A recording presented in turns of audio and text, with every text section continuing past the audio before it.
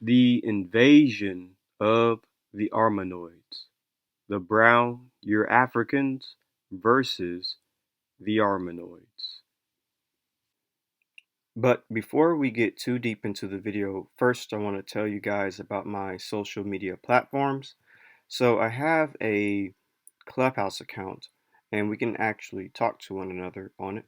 I also host Clubhouse rooms every now and then where I might talk about history and genetics of the Middle East and Africa.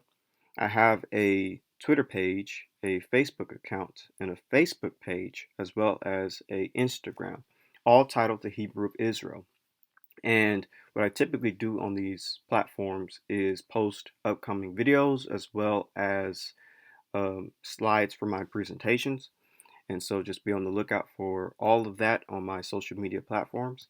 And if you want to support me financially for the channel, you can look at my Patreon as well as my PayPal and my GoFundMe. And with all of that out of the way, let's begin with the video. There are ancient legends of warfare between people from the southern Caucasus, particularly in the region of Armenia, and Semites to the south in Mesopotamia. The most notable legend is the story of Hayek the Armenian. According to the accounts of Moses of Coron and Sextus Julius Africanus, the battle occurred between the dynasty of Hayek and the Chaldean dynasty in its third generation that had control of Babylon and the remaining territory of Acadia under King Bulus, a symbolic Babylonian/Akkadian god of war, or founder of Babylon depending on mythological tradition. The conflict is said to have happened in 2492 BCE or 2107 BCE.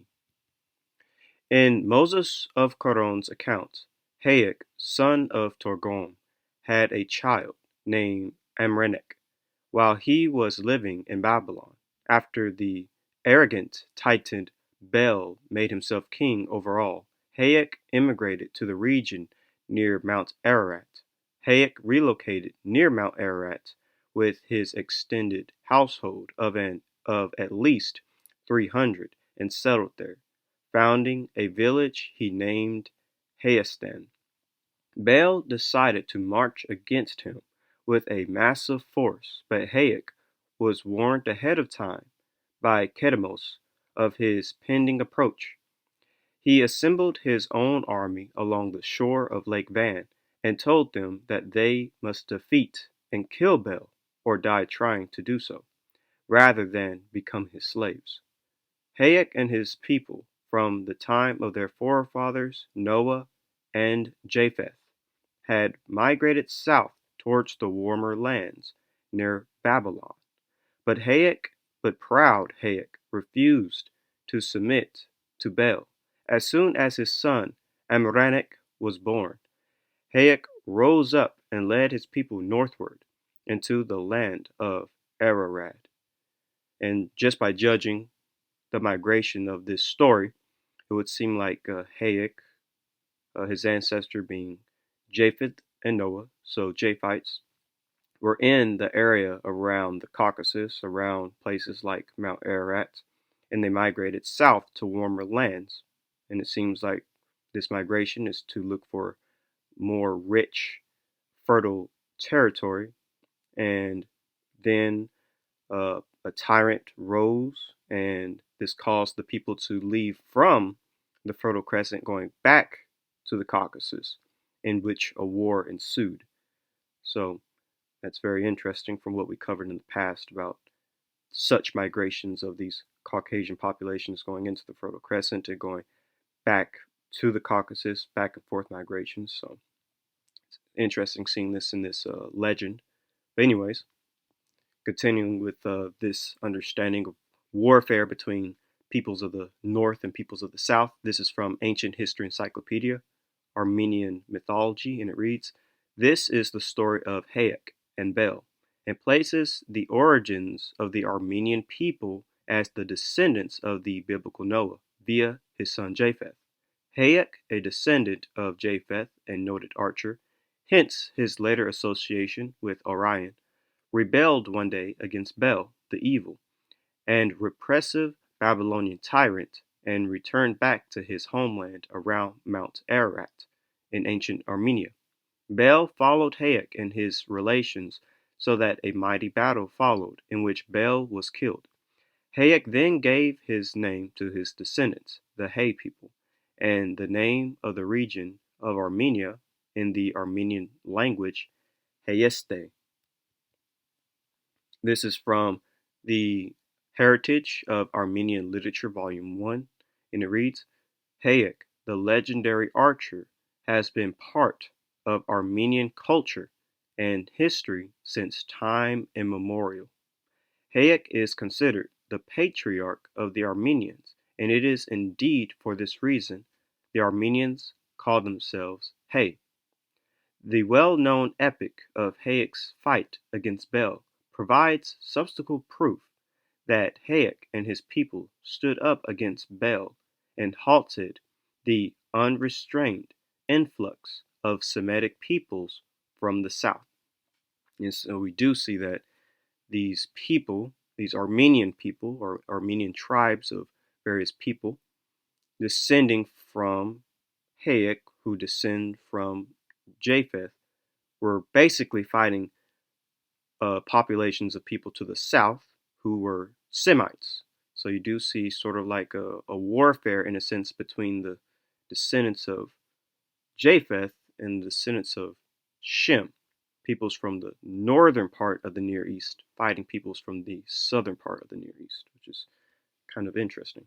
Now we can actually see using crania a change in biology of northern Armenoid types coming into Mesopotamia in the south and mixing with the more brown Eurafrican peoples. So the story that we read about this legend of Hayek versus Bel, we might be able to actually prove it just simply using biology, that there was influxes of people from the north to the south just based on crania alone. This is from an Encyclopedia of World History, and it reads, the population of both Upper and Lower Mesopotamia in prehistoric times belonged to the brown or Mediterranean race. While this basic stock persisted in historical times, especially in the south, it became increasingly mixed, especially the broad-headed Armenoid peoples from the northeastern mountains owing to the recurrent incursions of mountain tribes into the plains. So basically, you have in ancient times, the Mesopotamian populations were more like a brown Mediterranean race, but then peoples from the north came in south into the plains, peoples from the mountains, and these were a broad-headed Armenoid peoples, and they mixed as well. So this is from The Races of Europe this is by Carlton Stephen Coons, and it reads, the Armenoid racial type, which is the third one claimed in Mesopotamia, begins with the earliest Kish graves and continued through the Babylonian period. Most of the so-called Armenoid skulls are mesocephalic or subbrachiocephalic. Although many of the skulls which have been called Armenoid may represent merely a rounder-headed extreme of the total population, it is nevertheless probable that a planoccipital brachiocephalic strain actually penetrated Mesopotamia during the 3rd millennium BC. So basically, it's saying that around the time of the 3rd millennium BC, we do begin to see this Armenoid strain or this Armenoid type come into the region, come into the land. So keep that in mind, 3rd millennium BC. Now, continuing, it says, the series of skeletal remains at our disposal, other than the series from Al-Umbud, include a series from Kish from graves which may be dated at some time close to 2900 BC, then B, another from the same site from 4th dynasty graves prior to 2500 BC, then C, skulls from the 3rd dynasty of Ur dated about 2300 BC, then D, Neo-Babylonian crania from between 800 and 400 BC, and then C, or E, skulls from Kerak dated at the 5th century AD. In all, well over 100 skulls or skeletons have been studied. Most of the skulls belong to the Ur-African type. So a lot of these old skulls from these sites of Al-Umbud and Kish and Ur, etc., a lot of them belong to the Ur-African type. So continuing down, it says, the Armenoid racial type, which is the third one claimed in Mesopotamia, begins with the earliest Kish graves and continued through the Babylonian period. And so in early Kish, we see a few. It's the third type. So it's not the primary type, but it's the third type. And then it starts to increase all the way into the Babylonian period. And we know the Babylonian period being the Kassites, and we know who they are. Anyways, continuing, it reads, Bralicocephalic strain actually penetrated Mesopotamia during the 3rd millennium BC. Keep that in mind. So this is from archaeology and the Sumerian problem. And it reads, regarding the people who appeared in the south at the beginning of the Uruk period, we may make two assertions. They spoke in all probability a Caucasian, a Japhetic language, and they were Bralicocephalic or perhaps Mesocephalic. The people responsible for the Al-Umbud stage of culture belonged, to judge by their distribution, to the Middle Eastern section of the Mediterranean race, to the brown race of Professor Elliot Smith, in fact. But of their language, we can say nothing. So it's interesting right here how they're connecting the Caucasian language with the Japhetic language, which makes a lot of sense. A lot of people, most biblical scholars and Jewish scholars and Arabic scholars seem to agree as well. But anyways, continuing, it reads, as in the characteristics of the dolichocephalic population of Mesopotamia, Dr. Brixton distinguishes a brown Mediterranean and a brown Ur-African type. They are, in fact, often included together in the term Mediterranean, but as distinguished by Dr. Buxton, the brown Mediterranean variety seems later and related with the West, whereas the Ur-African type seems more ancient and has connections with the East.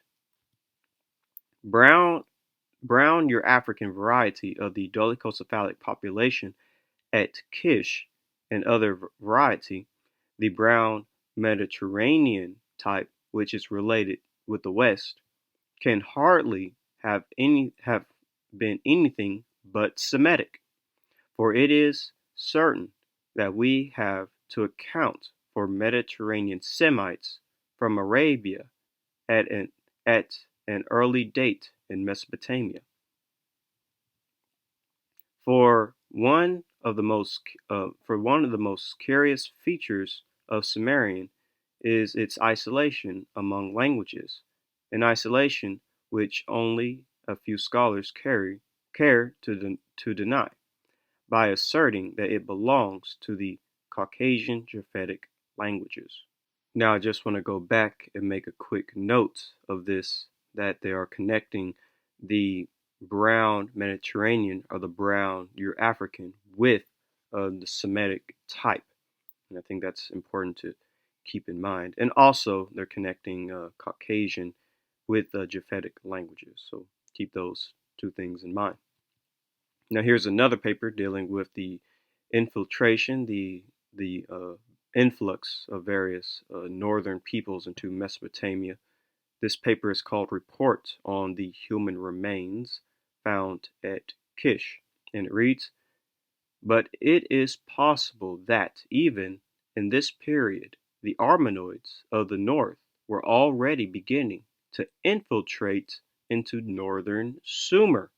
It must be remembered that soon after the fall of the Semitic Empire of Agad, the entire land of Sumer and Akkad was ruled for over a century by the Gutians from the north, between the upper and lower Zab rivers.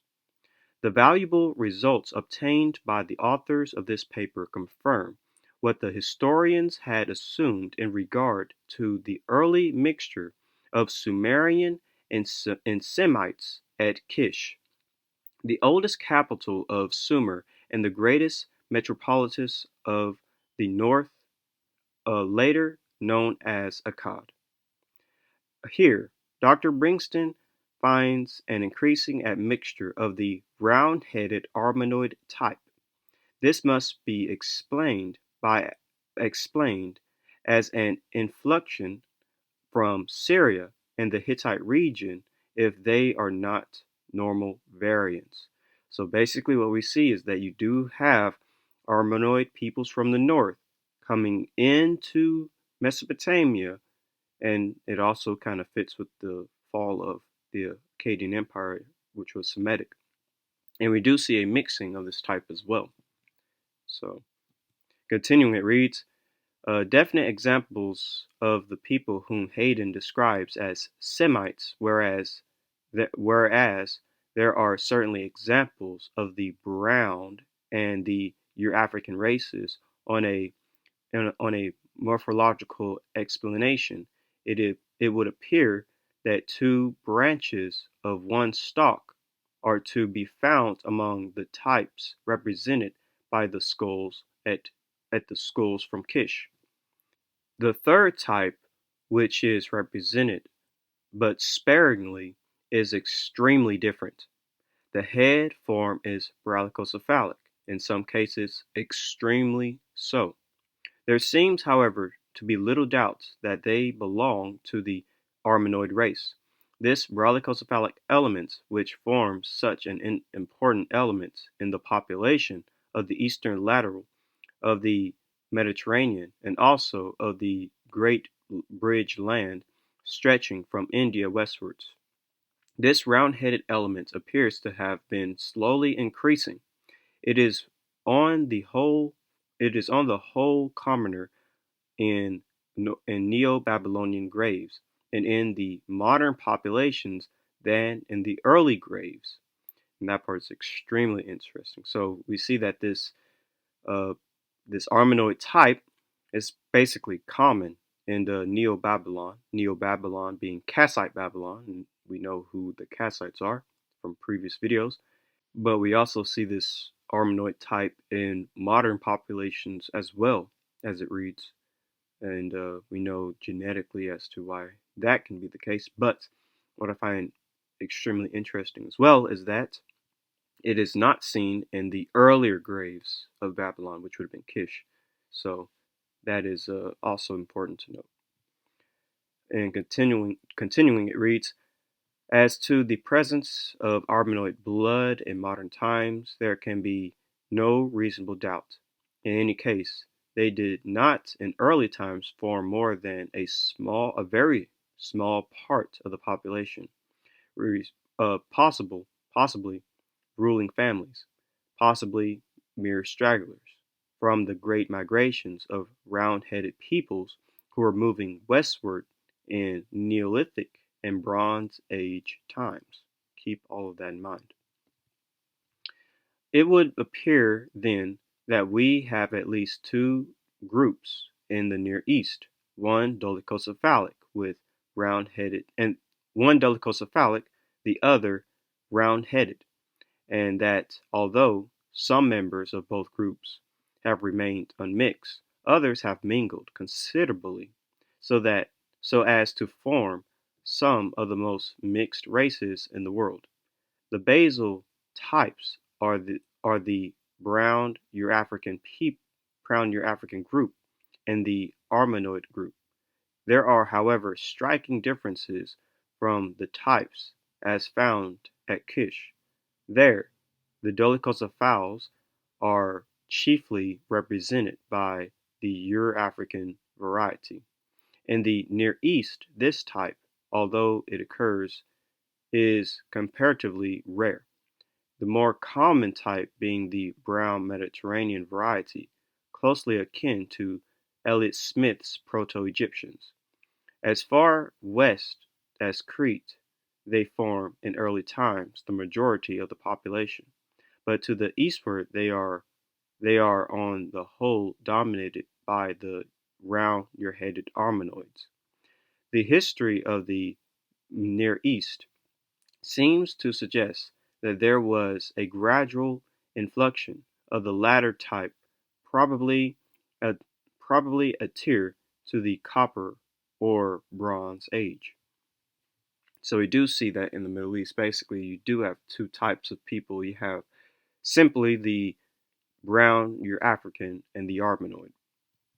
So, as we can see from multiple biologists, that there are two racial types of people in ancient Mesopotamia: the brown, your African, and the Armenoid.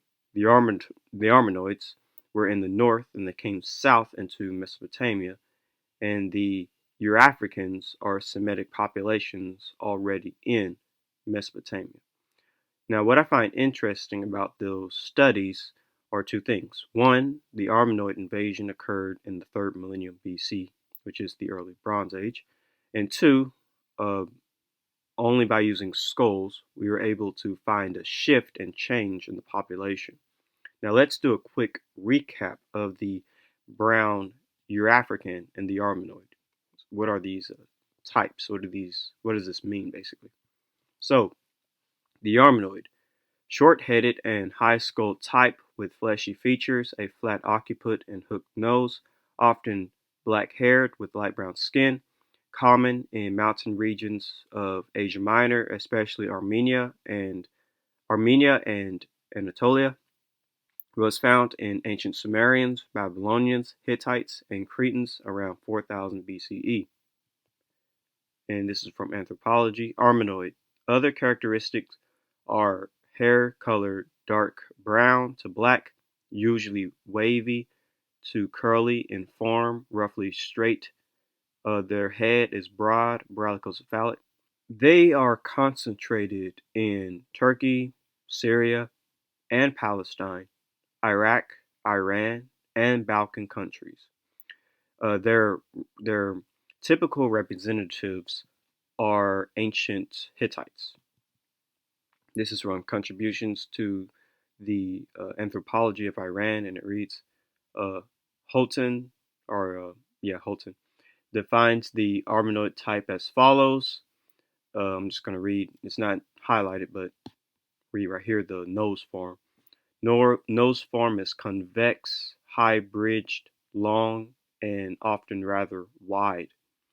And skipping down, head form brachiocephalic, hair color black or brown, eye color brown, skin color olive or brunette white, hair form usually wavy, sometimes curly or straight, distribution concentrated in the Near East, Asia Minor, Syria, Persia, common in Greece, Romania, Bulgaria, largely represented in urban populations of Russia, Poland, Hungary, Austria, uh, Czechoslovakia, Yugoslovakia, Germany, United States. Typical peoples: most Armenians, Turks, and Syrians, many Persians, and Ashkenazim Jews. The so-called Armenoid type is defined by Hayden under the Eurasiatic Brachycephals as Anatolian Armenian, dark-haired, tawny, white skin, and medium stature. very brachiocephalic, or brachiocephalic, a prominent aquiline nose with a depressed tip and large wings is very characteristic. Scattered in Anatolia, Armenia, the ancient Hittites were typical members of this race. So here's just one image that sort of highlights and explains this type. So here are ancient Hittites, and here right here is a Kurdish man, and here right here is an Armenian, and here is our Kurdish women, and here are Armenian and Kurdish women. This is a Armenian. This is a Kurdish woman. So, and these are the types that are said to be Armenoids. So both ancient and modern you seeing at the same time. And so now let's get into the Euro-African. So this is from The Passing of the Great Race, and it reads, the Mediterranean race was first defined by Sergi, who also calls it Euro-African. The Mediterranean race originated in Africa and is closely related to the Negro, both being long-skulled peoples descended from a common stock, the Euro-African. This is from General History of Africa, and it reads, particularly when we note once more that Mediterranean is not a synonym for white, Elliott Smith's brown or Mediterranean race being near the mark. Elliott Smith classes these Proto-Egyptians as a branch of what he calls the brown race, which is the same as Sergi's Mediterranean or Euro-African race.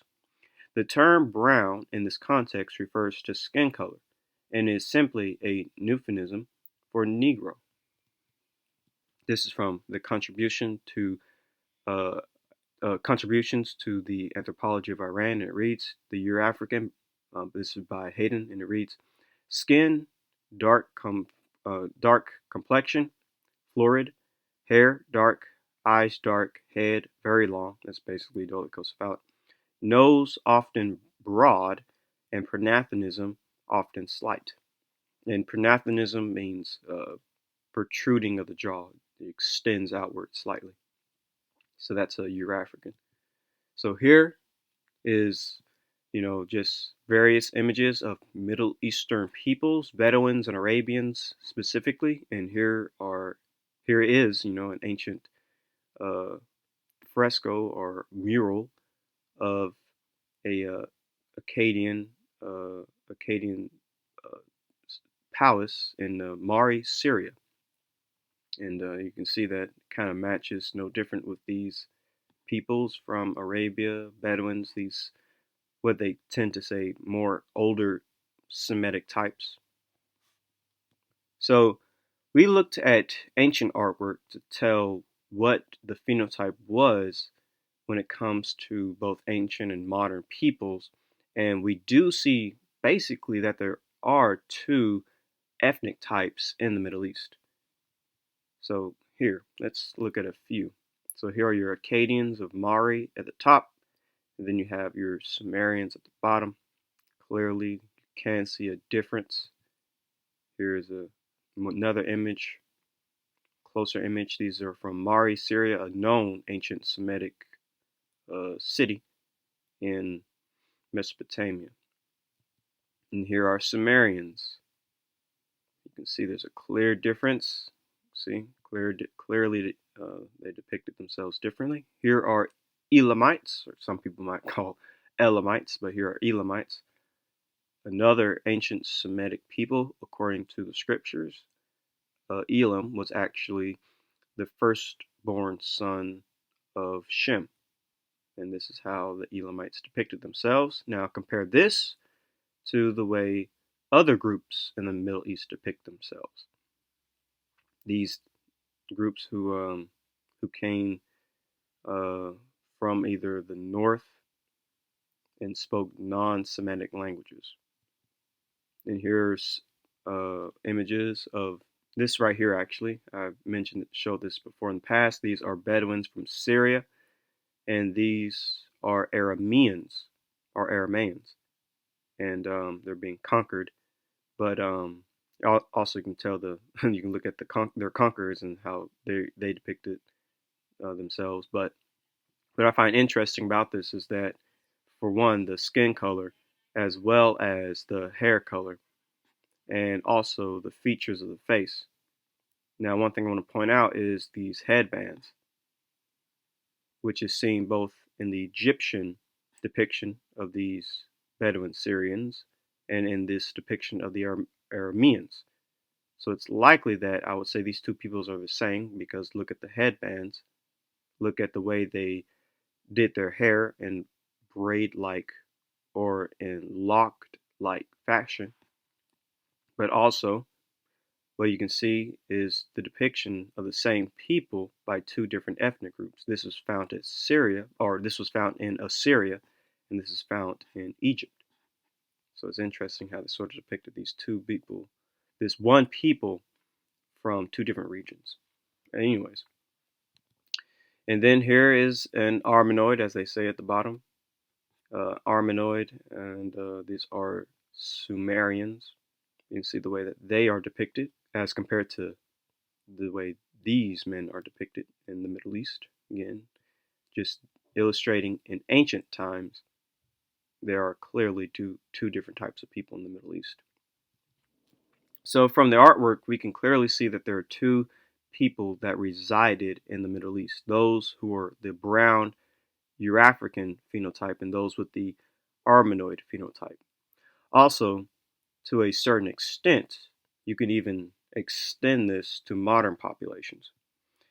So I'm just put on the screen both the ancient and the modern Middle Eastern types. Here over here is right, these statues specifically are these are Southern Arabians, Sabaeans, and these are Ethiopians. You can see that there is a phenotypical similarity between them. And then these are just simply Arabians from the Red Sea region.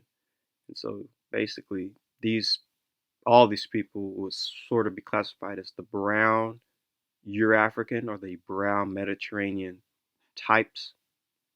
And then you have clearly a difference when it comes to the modern, but also ancient Middle Eastern types that are more Armenoid, like this Chechenian man and the Sumerian, or this Armenian woman and this Armenian men, and these Armenoid Sumerians, this Armenian man and this ancient Armenoid Middle Eastern. So that's also why I have a problem when it comes to the term Middle Eastern, because Middle Eastern, like when someone says you don't, like so and so doesn't look Middle Eastern, or this person looks Middle Eastern, or this is a Middle Eastern phenotype. My question is always, well, there's different Middle Eastern phenotypes, both anciently and modernly. Like, for instance, let's just use Jesus or Yeshua as an example, and they say he looks Middle Eastern. Well, what Middle Eastern are we talking about? Are we talking about the more brown Eurafrican, brown Mediterranean, or are we talking about the more Armenoid? Because there's not one Middle Eastern phenotype. There are different Middle Eastern phenotypes. So what? Does so and so look like a Neelamite, or does so and so look like a Sumerian? So that's something to keep in mind when talking about the Middle Eastern phenotypes, both in ancient times and modern. It's not straightforward. There's definitely variety within this part of the world, any part of the world for that matter. I don't know why we seem to forget when it comes to the Middle East. But anyways, so the Armenoid type didn't just penetrate to Mesopotamia. I want to make that clear as well. It also went into Egypt and Arabia. So this is from the ancient Egyptians. This is from Elliott Smith, who we've mentioned quite a few times. And it reads, there is a considerable mass of evidence to show that there was a very close resemblance between the Proto-Egyptians and the Arabs. But here's the kicker. Before either became intermingled with the Armenoid racial elements. So again, we're seeing that there was a mixture with Armenoid type peoples. And we just read the Armenoid phenotype, what it is. So you kind of know who these people were that were mixing with Proto-Egyptians and mixing with Arabs. Because apparently, from what we see, Proto-Egyptians and Arabs sort of look the same, which makes sense from a biblical perspective. Check out my video on Eber and Zurad, dealing with the early descendants of Eber as well as Joktan. So, kind of makes sense when you think about it. Here's another book dealing with that, the Negro in the New World, and it reads, "It is quite conceivable that the great peninsula of Arabia was once populated as far as its natural conditions allowed by a primitive Negro stock, which may have been later on partially exterminated by changing and unfavorable conditions of climate and by the aftercoming of the white man in his type." So basically we see that Arabia once had a quote unquote, primitive Negro, but let's just say Negro or dark skinned type of people, but it changed because of climate and quote unquote white men. And of course, that's likely referring to the Armenoids. The dark skinned South Arabian today is short and extremely round headed, brachiocephalic. But he was no doubt originally much taller and dolichocephalic, long-headed, like the so-called Hamites of East Africa. Early pre-Christian skulls found at Hadronite were were marked were markedly dolichocephalic. It has been suggested that the definite change in the racial constitution of the people of the Hadronite resulted in the invasion and interbreeding of brachiocephalic whites such as Armenoids or Persians, who we read earlier, Persians are basically Armenoid as well. Henry Field suggests that Arabia's current ethnogeography is the result of the mixing of two distinct basal stocks, the dolichocephalic long-headed, dark-skinned Mediterranean/Euro-African and the brachiocephalic round-headed, fair-skinned Armenoid. So, as it simply says, you basically had two different types of people, in the Middle East, and these types also mixed with one another. So, here is from the book The Arabs by Bertram Thomas, and it reads, "The original inhabitants of Arabia, then, according to Sir Arthur Keith, one of the world's greatest living anthropologists, who has made a study of Arab skeletal remains, ancient and modern, were not the familiar Arabs of our own time, but a very much darker people. A proto-Negroid belt of mankind stretched across the ancient world, from Africa to Malaysia, giving rise to the Hamitic peoples of Africa, to the Dravidian peoples of India, and to the intermediate dark people inhabiting the Arabian Peninsula. In the course of time, two big migrations of fair-skinned peoples came from the north, one of them, the Mongoloids, to break through and transform the dark belt of mankind beyond India, the other, the Caucasoids, to drive a wedge between India and Africa. So basically, you have two types of people, but the Middle East originally being more darker, but different waves of these people of these fair skinned people sort of came in and sort of divided and separated uh, the belt of dark skinned peoples. And continuing, it reads, "The more vile invaders overcame the dark skinned peoples, absorbing most of them, driving others southwards where my own exploration is believed to have discovered vestiges of them in the natural sanctuary beyond the great sandy ocean of Rub al Khali. So, just as I said earlier, these peoples of the north, these quote unquote invaders, as he even says, mixed with the dark skinned people and absorbed them. But some of these dark skinned Middle Easterners also managed to flee into the south, which is very interesting.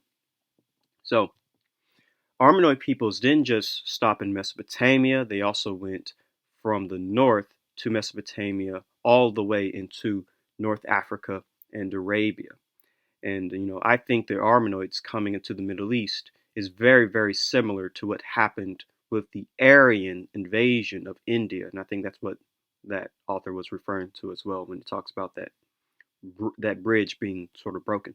And that's something important that we should keep in mind because when the darker skinned Dravidian peoples inhabited and lived in India, but they were conquered and absorbed by this Aryan population, it kind of parallels the events of the Middle East. Interestingly enough, some anthropologists believe that the original Arabian population, just as an example, looked more like Dravidians, and some people even apply this to ancient, Mesopotamians as well. So this is from Henry Field in his Ancient and Modern Man in Southwestern Asia, and it reads, Dravidian and Arab have in them an inheritance from a common stock, an inheritance which has been retained more completely by the natives of India than by the people of Arabia. So he's saying that in India, the Dravidians, look more like the ancient Arabians type, but even more so that Dravidians and Arabs sort of come from a similar racial type. And on the right hand side of the screen, at the top in black and white, are Dravidians, isolated Dravidian types that would have looked more, to a certain extent, even a bit more Australoid. But here's the second quote. This is from Marshall's and von Herrenfield's remarkable insight as a support of contemporary ethnology and modern genetic research. Sir Arthur Keith and Dr. Welton Maron Croghan, in their discussion of the racial characteristic of the Southern Arabs. That's the name of the book.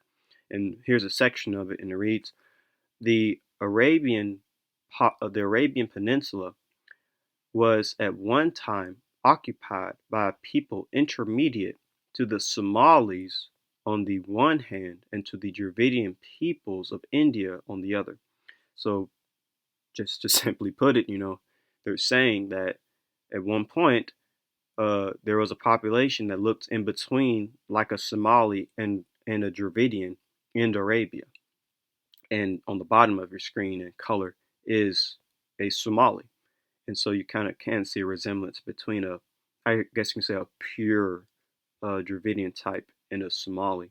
And that racial type would have been in Arabia. So that's just another example.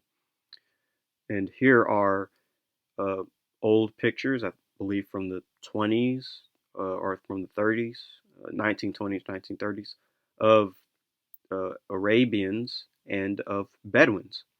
And you kind of can see that they sort of look Dravidian-esque, and they sort of have that phenotype. So it's very interesting. So much like in India, when the Dravidians mixed with Aryans, it's believed that Armenoid people and the brown African people of Mesopotamia and the Middle East mixed.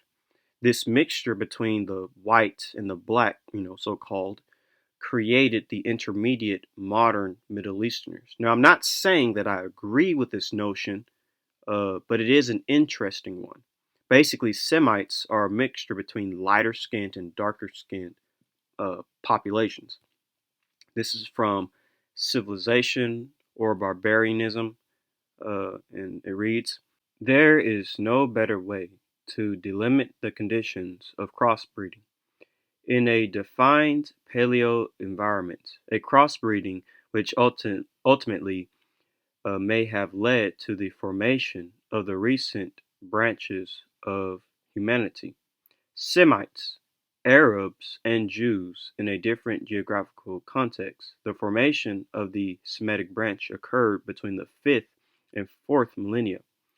This was genuine interbreeding between white, non-Mongoloid Cro-Magnon and black at the very beginning of the historical era. In the Riyadh Museum in Saudi Arabia, one can see the pre-production of cave paintings showing the Negroid type that inhabited the Arabian Peninsula in Neolithic times. This type, who progressively crossbred with white elements, came from the northeast to give rise finally to the Arabian type. Not until the Sabaean era, 1000 BC, was this crossbreeding completed in the south. So basically, you know, white and black types mixed, kind of creating that quote unquote, Semitic phenotype. But continuing, it says, all Semites, Arabs, and Jews, as well as the quasi totality of Latin Americans, are mixed between of whites and blacks. So he's sort of comparing how the mixture between blacks and whites creating the Semite type is similar to the mixture between whites and blacks creating the Latin American type. Here's another book dealing with it, The African Origin of Civilization, Myth or Reality, and it reads, anthropologically and culturally speaking, the Semitic world was born during proto-historic times from the mixture of white-skinned and black-skinned people in Western Asia. So just that's plain and simple right there. These facts on which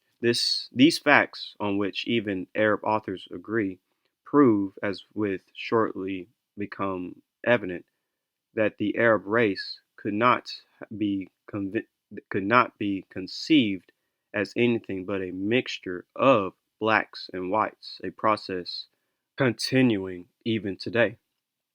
So again, very simple. The Semitic type, including the Arab types, mixture of indigenous black and incoming whites. So, and just continuing, it reads, consequently, it is important to change our notion about the Semite, whether in Mesopotamia, Phoenicia, or Arabia. The Semite, in so far he is discernible objectively, appears as the product of a Negro-white mixture.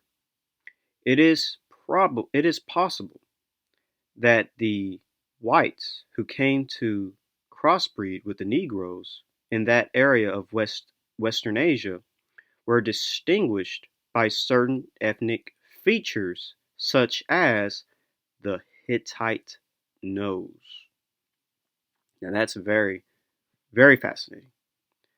Like I said, there is a notion that basically the modern Middle East was created by or from the mixing of white and black people. But what I find interesting is that specifically this white type was a Hittite type. They had a Hittite appearance. And basically, the Hittites were an Armenoid people. Remember, the so-called Armenoid type is defined by Hayden under the Eurasiatic brachycephals as Anatolian Armenian, dark hair, tawny white skin, medium stature, very brachycephalic, a prominent aquiline nose, a hook nose, with a depressed tip and large wings is very characteristic. Scattered in Anatolia, Armenia, the ancient Hittites were typical members of this race. And so what we read earlier, that this mixture of the Negro and white type creating the modern Semite, and even adding the fact that this white type has the Hittite nose and Hittite features, they're basically saying that it was the mixture of a Negro and a Armenoid type that created the modern Semitic type, which is kind of interesting. Remember, here are the features of the Hittites, and there's an Armenian whom the word Armenoid even comes from. So I find that to be very interesting. But the real question is this: is there any scientific data that can back up the diluting or interbreeding of these peoples?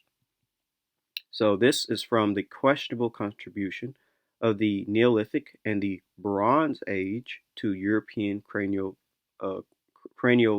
form. And it reads, "It is a further surprise that the Epio-Paleolithic Natufian of Israel, from whom the Neolithic realm was assumed to arise, has a clear link to sub-Saharan Africa. If the late Pleistocene Natufian sample from Israel is the source from which that Neolithic spread was derived, then there was clearly a sub-Saharan African element present of almost equal importance as the late prehistoric Eurasian element." Now here's the kicker. The interbreeding of the incoming Neolithic people with the in situ foragers diluted the sub-Saharan African traces that may have come in with the Neolithic spread, so that no discoverable element of that remained. So apparently there is scientific papers talking about a diluting of a certain uh, of certain peoples and features and things. This picture of a mixture between the incoming farmers and the in situ foragers had originally been supported by the archaeological record alone. So that's very interesting.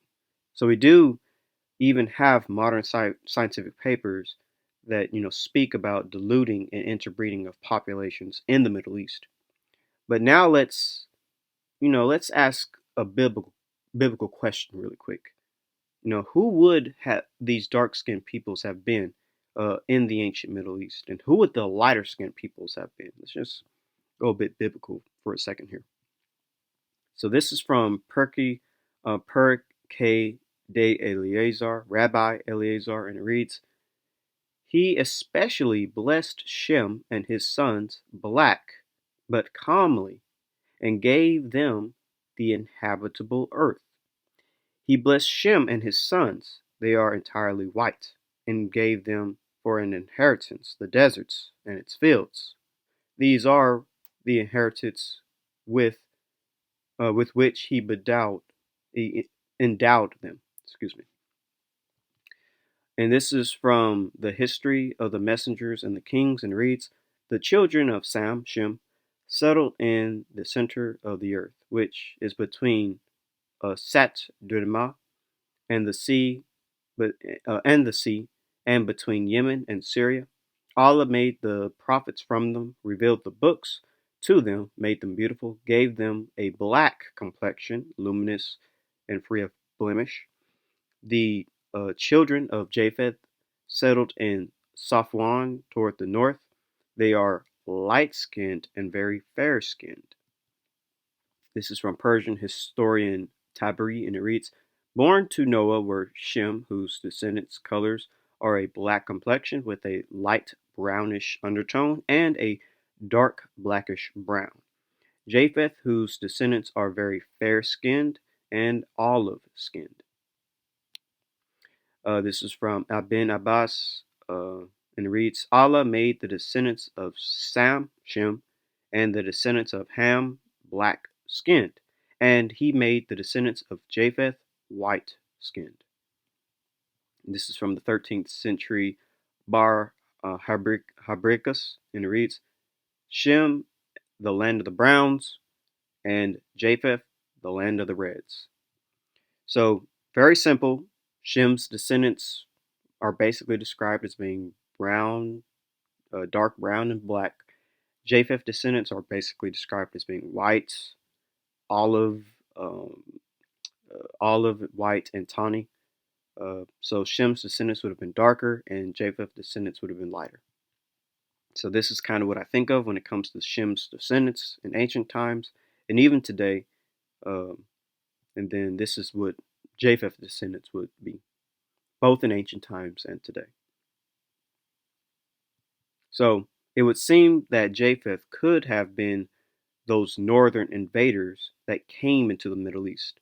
This would make sense because the Book of Jubilees even records that Japheth settled the cold north, and Shem was in the warmer middle. This is from Book of Jubilees, chapter 8. This is the land which came forth for Japheth, a great land in the north, but it is cold. As you can see, most of the northern part of the Middle East, which Anatolia, south of the Caucasus, northern parts of Iran, it's all very mountainous. This is the Zagros. This is the Tartarus mountain ranges, and it's all very, very uh, snowy. It's all very cold. So that kind of does fit with what Jubilee says. A great land to the north, and it is cold. Fits perfectly. Shem's land is all this right here. So the Armenoid phenotype is generally in that area as well, where the descendants of Japheth settled. So here is the territory of Japheth, as we can see from various Bible maps. If you were to just type in the territory of Japheth, Anatolia, southern Caucasus, and northern parts of Iran. And then when it comes to the Armenoid phenotype, where is it?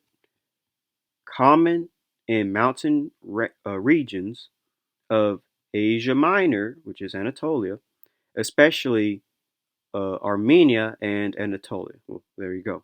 And it's seen in what? People like the Hittites, who are Indo-Europeans. And what is the Armenoid phenotype? Just quickly going over it. Hook nose, often black-haired with light brown skin. Simple enough.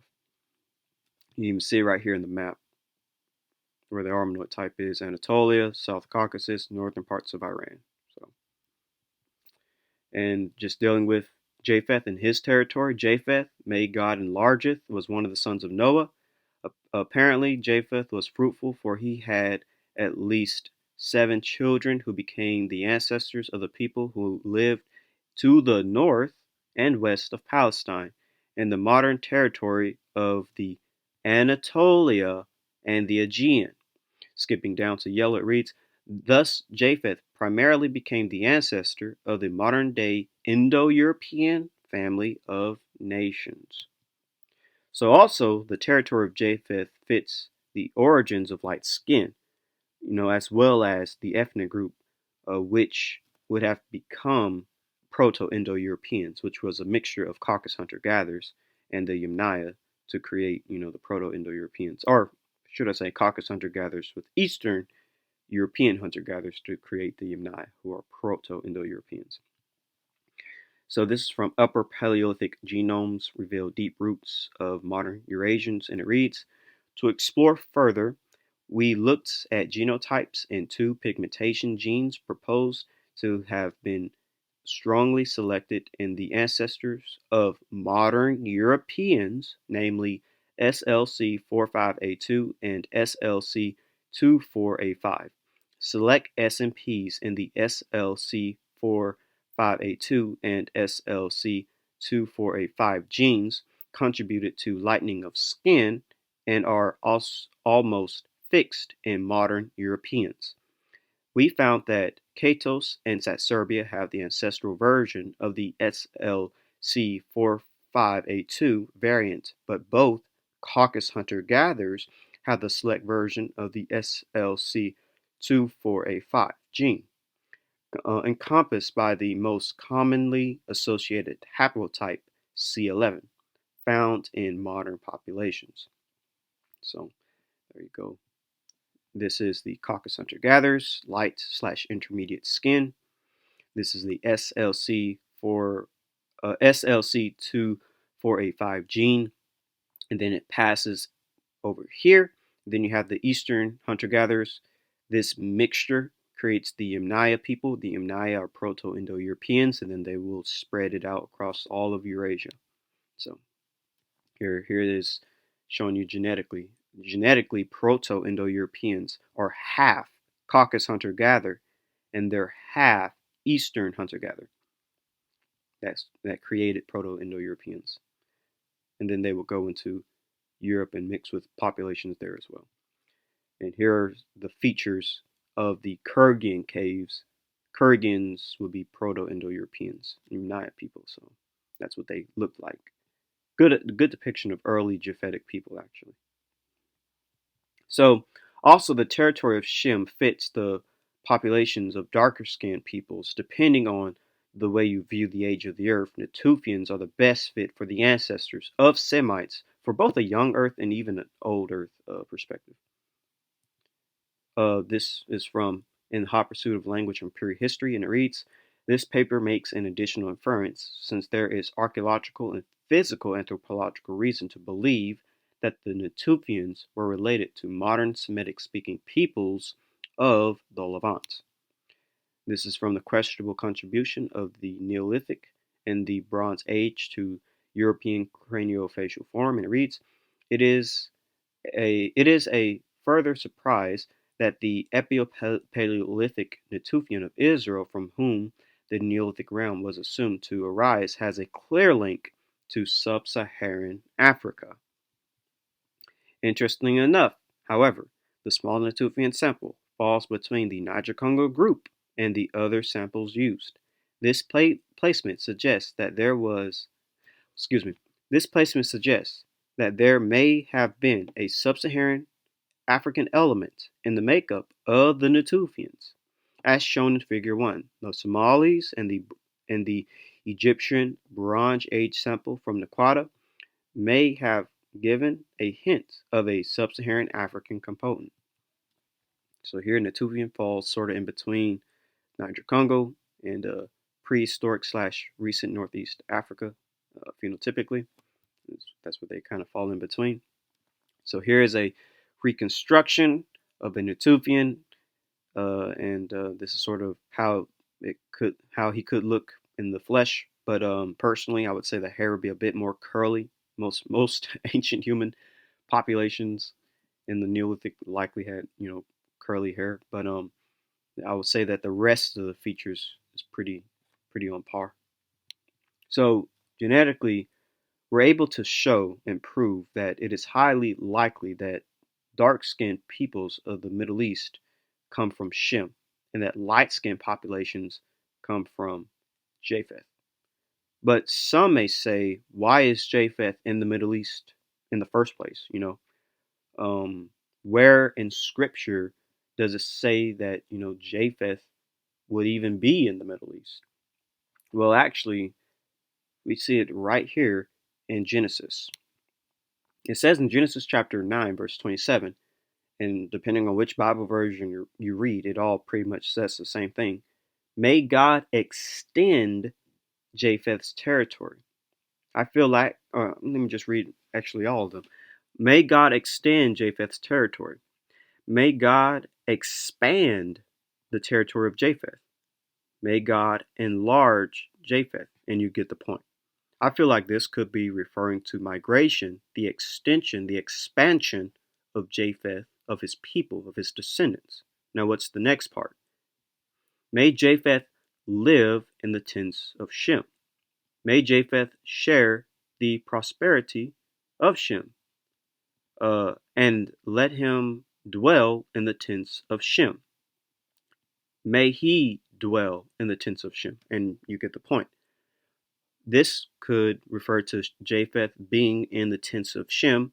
A tent in ancient times, or even in modern times, it's a home, it's a place you live. This could refer to land. May Japheth dwell in the land of Shem. So let's put this together. May God extend Japheth's territory. May Japheth live in the tents of Shem. So this could be referring to Japheth expanding, migrating into the land, into the tents of Shem. And we'll touch more on this deeper at a later time, but I feel like this is what this verse, Genesis chapter 9, verse 27, could be referring to. An expansion, a migration of Japheth, of Japhites, of Proto-Indo-Europeans, into the territory, the land of Shem, of Semites. But to simply put it, basically, I see evidence of Japheth being in the land of Shem. But let's put everything together that we learned so far. One, we're able to see through legend and tradition that there was warfare between people north of the Middle East and south of the Middle East, specifically Caucasian Armenians versus Mesopotamian Semites.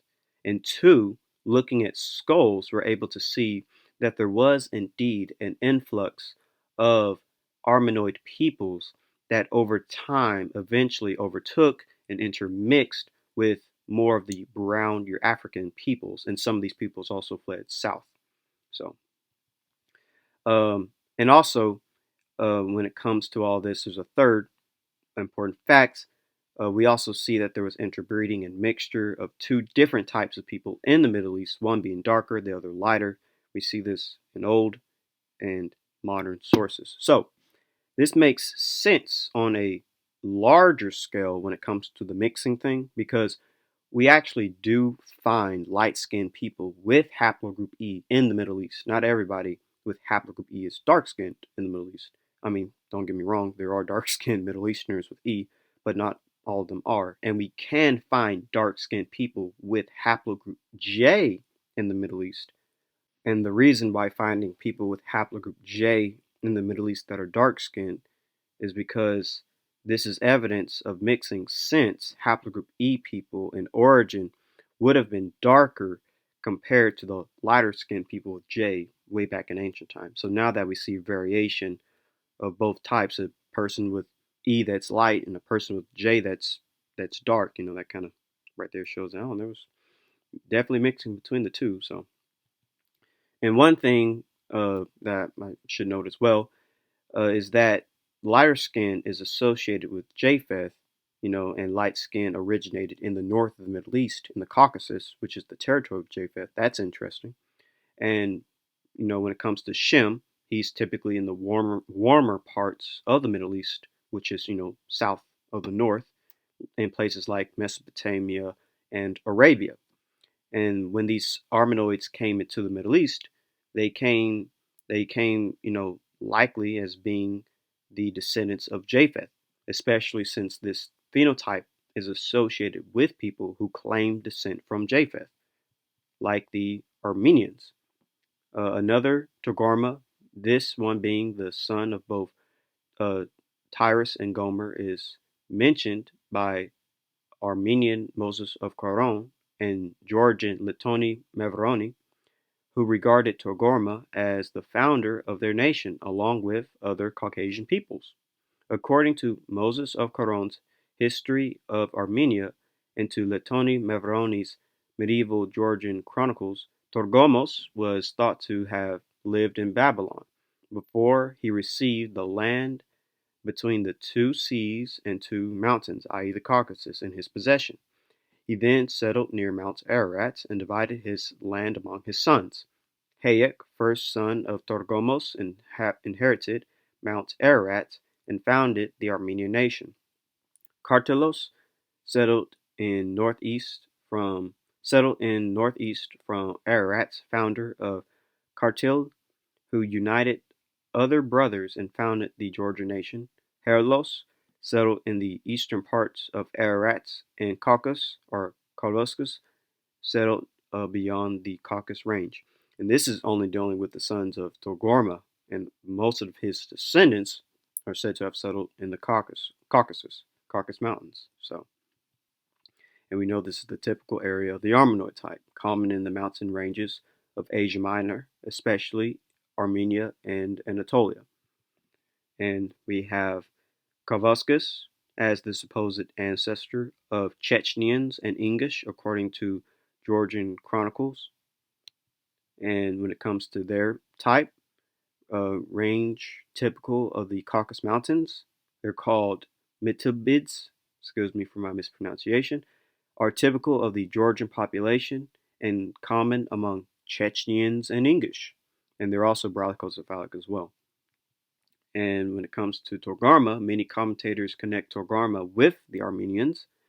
The Armenians themselves traditionally claim to be descendant from Hayek, son of Togarm, and ancient Greek writers speak of the Armenians as famed for their horses and mules. But when it comes to the Armenid type, it's widespread, found in the most specialized form in mountains of Asia Minor. So, and they're also hyperbrachycephalic. So I would say that the more white or light skinned, dark haired, dark eyed, hook nosed people types would belong to the descendants of Japheth, specifically his son Togarm, and possibly other descendants of Japheth that were in the Middle East, such as Medai. But it's ironic because this phenotype is often associated with the so called, Semitic type, but it's not really Semitic in origin. And I I wouldn't disagree. I want to make this known. I wouldn't disagree that it's Middle Eastern, but I wouldn't say that it's Semitic in origin. This is more so a non-Semitic Middle Eastern phenotype, typical of peoples like Hittites and Sumerians, who are both non-Semitic speakers. Again, the so-called Armenoid type is defined by Hayden under the Eurasiatic brachycephals as Anatolian, Armenian, dark-haired, tawny white-skinned, medium stature, very brachycephalic, a prominent aquiline, hooked nose with a depressed tip and large wings is very characteristic. Scattered in Anatolia, Armenia, lands of Japheth, the ancient Hittites were typical members of this race. Hittites or Indo-Europeans. Here's the Hittite phenotype. Here's an Indo-European Armenian.